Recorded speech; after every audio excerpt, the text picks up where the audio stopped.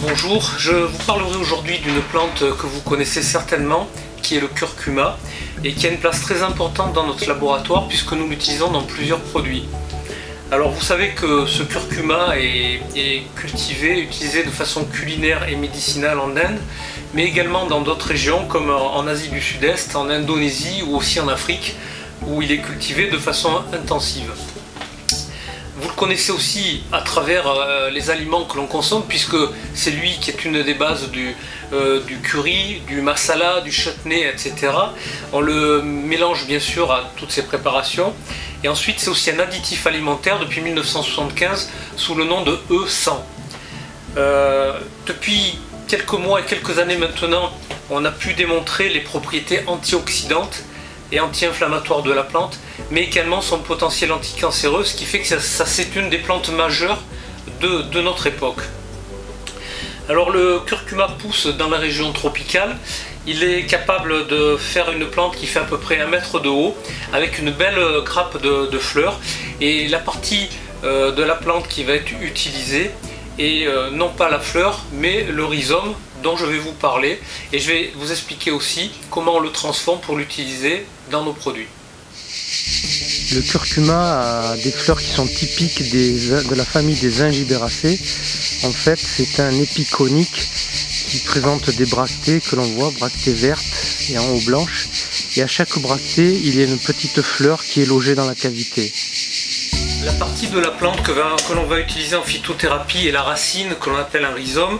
Vous voyez ici 2 pieds de curcuma que j'ai cueillis il y a 1 heure à peu près. Et la culture est simple en fait, dans les régions tropicales, il suffit de casser un bout de rhizome, on le plante à 10 cm de profondeur et au bout de 8-10 mois, ce rhizome va grandir et va donner des pieds un peu plus importants que ceux-là, avec des ramifications à nouveau, 5, 6, 7 rhizomes assez importants, que l'on va casser et que l'on va ramasser. C'est ce qui va servir pour préparer la poudre de curcuma. Vous voyez bien sur cette image les racines de curcuma entières qui ont été cueillies, et ici le rhizome qui a été cassé. Ce sont ces rhizomes qui vont être ramassés et ensuite nettoyés pour enlever toutes les impuretés. Une fois que les rhizomes ont été ramassés, on va faire un premier nettoyage, et c'est ce que vous avez sous les yeux. Vous voyez que les rhizomes commencent à être propres. Voilà un rhizome qui a été coupé et qui a une couleur orange un peu fluorescente qui est due à la curcumine au principe actif. Ces rhizomes ensuite vont être nettoyés à nouveau, on va enlever la peau, on va les faire passer dans des bains d'eau pour bien les nettoyer, et ensuite ils vont être broyés pour obtenir une poudre qui va être la matière première utilisée en phytothérapie. Comme je vous l'expliquais, c'est à partir de cette racine qu'on va obtenir la poudre qui va nous servir. Et il faut savoir une chose très importante, c'est que le principe actif du curcuma, donc la curcumine qui colore en orange, en fait est très mal métabolisé chez l'être humain. Il est très mal utilisé par le corps si vous voulez. Et on sait depuis quelques années qu'en fait il suffit d'ajouter du poivre noir pour augmenter l'utilisation de cette curcumine. Alors c'est très important parce que si on met de la curcumine avec du poivre noir et son principe actif qui est la pipérine, eh bien on multiplie par 20 dans l'heure qui suit ou les 2 heures qui suivent le passage de la curcumine dans le sang. Alors c'est très important, si vous devez utiliser du curcuma ou de la curcumine, vérifiez qu'il y ait du poivre avec. Si vous l'utilisez en cuisine, c'est pareil, pensez à mettre du poivre, vous bénéficierez de façon plus importante des propriétés de la plante.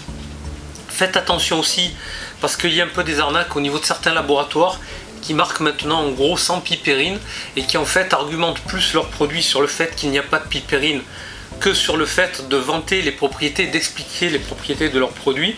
C'est comme si moi par exemple je vous vendais une voiture et je vous dis je vends une voiture qui roule pas au diesel, mais je vous dis pas quelle voiture c'est à peu près la même histoire. Et il faut se méfier de ça parce que par exemple j'ai vu il n'y a pas longtemps un produit qui était en vente marqué sans pipérine en gros, et en fait quand j'ai comparé, une gélule de notre laboratoire équivalait à 18 gélules de cette autre formule en teneur de curcumine. Donc méfiez-vous bien de ça. Renseignez-vous bien auprès de votre fournisseur d'avoir un curcuma de qualité. Surtout aussi, essayez d'avoir un curcuma bio, parce que dans certaines régions maintenant, le curcuma est mis en culture dans le sol directement avec des pesticides. Donc très important, source de curcuma bio, et que la curcumine soit extraite de ce curcuma. Une fois que l'on a notre poudre, voilà ce que l'on obtient une fois que l'on a mélangé la poudre de rhizome avec du poivre. C'est ce mélange que l'on va utiliser pour faire des comprimés notamment des comprimés de la gamme Curcuma Phytavance. Ce curcuma est à distinguer de la curcumine que vous avez à côté. Là, en fait, c'est le principe actif du curcuma que l'on a extrait et que l'on a concentré pour obtenir de la curcumine à 95%. Et cette curcumine, elle, va être utilisée dans un autre produit chez nous, qui est un produit qui est utilisé pour la mobilité et la souplesse articulaire, pour tous les problèmes articulaires, c'est le coton articulation. Alors, il y a une différence puisque dans ce produit, le curcuma avec le poivre, en fait, vous retrouvez tout ce qui est présent dans le rhizome de curcuma. C'est-à-dire que cette poudre va renfermer bien sûr les huiles essentielles qui sont présentes, les pigments que sont les curcumines, mais aussi de l'amidon, du glucose, les minéraux, les vitamines, etc. Dans la poudre qui est située à côté, la curcumine, en fait, on a extrait le principe actif du curcuma. Vous voyez que la couleur est totalement différente et c'est ce principe actif qui est utilisé à des fins pour soulager tout ce qui est la mobilité articulaire. Voilà, vous en savez un peu plus sur le curcuma, qui est très à la mode et dont les principaux sujets de recherche actuellement sont bien sûr dans le domaine des cancers, la prévention, le traitement des cancers. Il y a des recherches très importantes dans tout ce qui est maladies neurodégénératives, maladies cardiovasculaires, notamment avec les problèmes de cholestérol et de lipides, tout ce qui est maladie également ostéo-articulaire. C'est une plante qui est de plus en plus utilisée et dont on va parler de plus en plus. C'est la plante du 21e siècle à mon avis. Alors je finirai en vous rappelant quelques conseils car nous sommes quand même plus ou moins spécialisés dans cette plante, sachant que le premier produit que nous avons fait qui renferme de la curcumine date de l'année 2001. Nous étions un des premiers laboratoires à mettre en avant les propriétés du curcuma et de la curcumine. Donc rappelez-vous d'une chose, c'est qu'un curcuma de bonne qualité est orange fluo. Si ce curcuma est additionné de poivre, vous avez vu la couleur qu'il doit avoir. S'il n'y a pas de poivre additionné à votre curcuma et si les gélules ou les comprimés sont marron très délavés, ça veut dire que ce produit est resté très longtemps sur les étagères et qu'en fait le curcuma s'est oxydé et a perdu une grosse partie de ses principes actifs. Voilà ce que donne la curcumine pratiquement pure, c'est un orange très soutenu, donc faites très attention à tout ça. Pensez à acheter du curcuma bio pour éviter les pesticides parce que malheureusement dans de nombreux pays d'Asie c'est la mode de mettre des pesticides directement dans le sol. Et méfiez-vous des produits qui ne vous vantent pas les propriétés du curcuma mais qui au contraire vous disent qu'il n'y a pas ci, pas ça, pas de poivre et qui en fait sont souvent très peu concentrés. Voilà, j'espère que je vous aurai un peu éclairé sur cette plante et je vous dis à très bientôt.